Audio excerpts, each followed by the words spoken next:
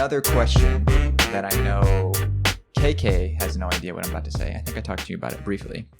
But with a baby on the way, about a week out from the new baby, off the top of your head, what is one thing... Wait, a week out, so that excuses my appearance?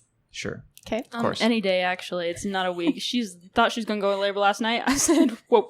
I hope not. Okay, anyway. Agreed.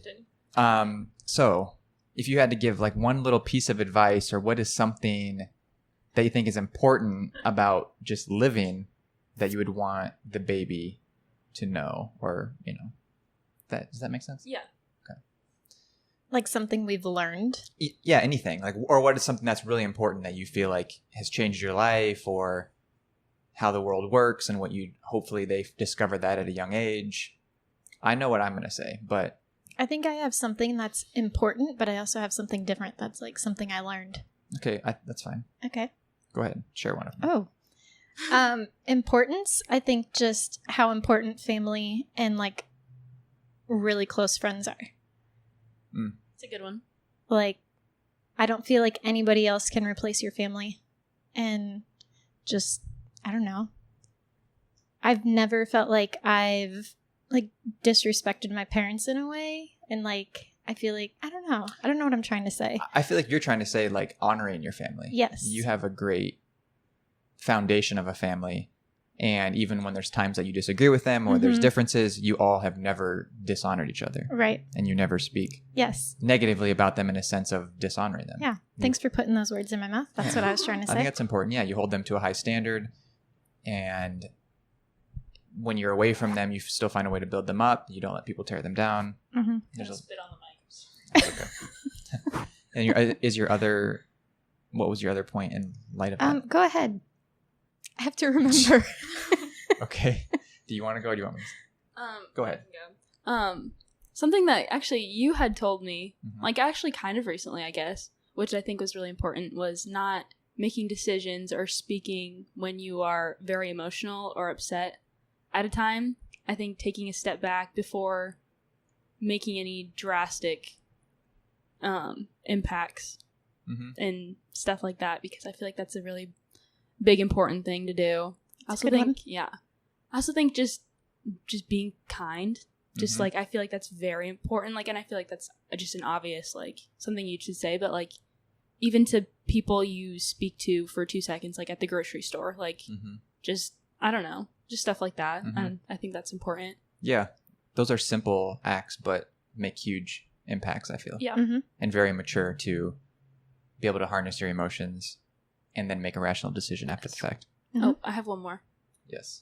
Also, I feel like a lot of things say this all the time, but if it's not gonna last, like it's not gonna last forever, and if it's not gonna matter in 5 years, you shouldn't take more than 5 minutes to worry about it. Yeah, I like that. I've heard that. Yeah, I think that makes sense. Well, in light of yours, it kind of made me think of something different than what I was going to say. But as a Christian, as a follower of Jesus, as I consider myself, I think as complex as religion can get and as difficult as it can be with people understanding it or figuring out where their next step is in their faith and etc., if you just simplify it into serving other people, kind of like what you said with being kind, that's a huge step in the direction of faith, and that's something that Jesus had did as well. So I think that's one piece that I totally admire, and that would be a great thing to pass down. The one thing that I was thinking of was taking extreme ownership for everything that happens in your life, whether good or bad, figuring out a way to empower yourself to reflect and say, I could have done this better, or I could have avoided this.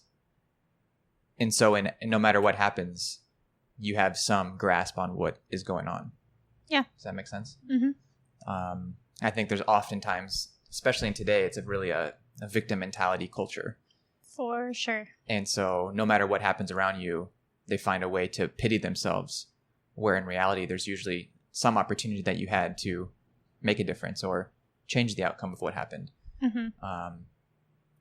So even if you were to make a mistake or you accidentally broke something or take ownership for it, speak to the person that you may have wronged and make it right. And yeah. It's good. Hope so. Because that's what I'm teaching her. That's the first point or first lesson. Yeah. All good stuff. But what was your other one that you were going to say? I think I was just going to say that I think especially or like specifically in high school, I just didn't have my priorities right. Like I made things that weren't, it kind of goes along with what you said. Like I made things that weren't important, like the most important thing. And then I feel like I had just a ton of regrets from doing that. Yeah, but I think that's normal. I think it's really hard for you to be at that age in high school and be exceptional to have your priorities in line. Yeah, but I also let things that I knew were important suffer because of it. Even though I knew they were important. I just chose to, I don't know. Yeah, I think there's probably some truth to that with me too. When you had at the time you had a conscience and you knew that you were just going to rashly make a decision. Yeah. Even though it might not have been the best at the time. Yeah. Yeah. I have one last one. Sure. If you ever do anything, always do it wholeheartedly, even if you don't want to do it. Like I just take like a sports practice, for example. Like if you're gonna have to be there no matter what, and you're choosing to go, so if you're gonna be there, might as well get something out of it and do it wholeheartedly. And that kind of goes with anything that you do in life. Yeah. Look at you two just spitting wisdom. Well, I mean, we're trying. I could do this all day. I mean, I'd say it, but I don't know if I do it. Yeah, I mean, yeah, exactly. These are all things that we probably fall short of at times, but yeah, ideally, yeah, I think of that with work too. I mean, even if you have a job that is not going to be forever and it's temporary, do the best that you can at it. That's something you had to teach me. Did I? Thinking about things that are just like they're temporary, like it's not going to be forever. Like, yes, like when we moved out here, and I was really struggling with just being here. Like you just kept reminding me, like everything's temporary. Like you could hop on an airplane tomorrow if you wanted and go back home. Yeah, that's what I was going to say too. Is that's empowering. I mean, you always have that option, right? I mean, most of the time it's not like you were telling me to do that, but just at times I was like, okay, I've had it up to here, and I'm about to book you a Southwest flight. It's just good to remind yourself that you're not powerless, I guess. Yes, yeah, because there's usually times where you feel like everything's caving in on you. There's stuff in your control that you could probably do. Not always the easiest and not always the best option, but if you got desperate enough, there's something you could do. Yeah. That's something I found comfort in too, coming back here. I was like, I could always move back if I absolutely need to.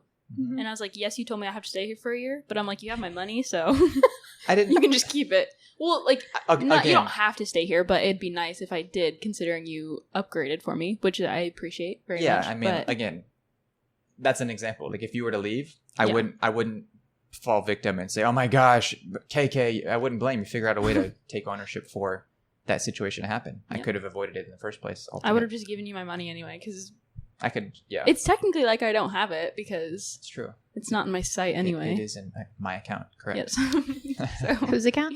Our account. Oh. Sweetness. Okay, we're going to stop with the nicknames right now. Even if it's to be funny, just not on the podcast, not to the public. Sometimes it just slips out when I look at her in the eyes.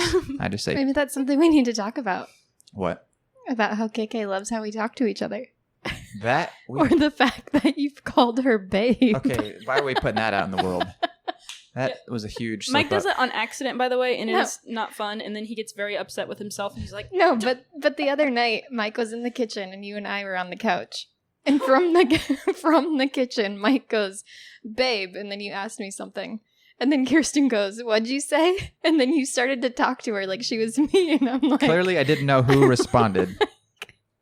I'm like, all right, you just called your sister babe, and she just responded to it without hesitation. I thought he said KK. He said babe. I don't know. Or like when Mike gets flustered, that's when he calls me babe too. Like, because he'll get flustered with Cara, and they start like bickering, and then I'll like be arguing with him. And I'm like, KK will chime in, and I'm like, Mike, just change the channel. No, I'm not changing. Babe, dang it! I didn't mean to call you that. Yeah, that's true. That does happen. That happens. That has happened a few times. That's a good point. Well, wrapping this up, good pieces of advice. I feel like there's probably things we could have articulated more about it. Yep. If you want to know more about extreme ownership, watch Jocko Willink's YouTube TED Talk. It's amazing. Changed my life. It's great. Noted. Have I showed you it? I don't think so. It's really good. But yeah, good pieces of advice. Shout outs? Ooh, I didn't come up with any. Okay, because I got one. Prepare. Okay, that's I got one. go ahead. My friend Justice, she was very upset that I did not shout her out last time. AKA Oh. Beanz. Yeah, AKA Beanz with a Z. Ooh, nice. With a Z, not an S. But she was very upset that I didn't shout her out. So And she's at Arizona State. yes, no, University of Oh Arizona, my goodness. not Arizona State. Two Sorry. different Mike, places. I just need to stop. Yep. I'm trying to show love, and I'm just Yeah. making it worse. Yep. Great. How is she That's liking right. it down there? She likes it a lot. Good. She likes all the people down there. Great. Perfect. Kara, shout outs. Go ahead. Man, I'm failing. Oh, Aunt Myrna just came to me.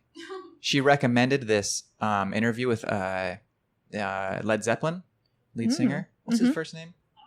Oh my goodness. Aunt Myrna, I'm sorry. Great interview. No, not Led Zeppelin. Van Halen. Oh my gosh. I can't even show A lot of activity going on. due respect. Okay.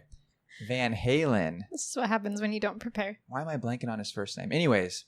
Eddie. Eddie, yes. Oh my goodness. Ken's going to Can be we so move on? proud. Shout out to Ken Ken's Skurmowski gonna for be very- teaching me Ken's that. going to be proud. Okay. Can we move Aunt on Myr- from the name? I apologize. She showed me a great interview with him, Mr. Eddie. Okay. And it was just really insightful on what he had to do to just make it in America first, because he was an immigrant, and then all the work that he had to put in and the grind of rising to his success. It was Nice. very insightful. It was very cool.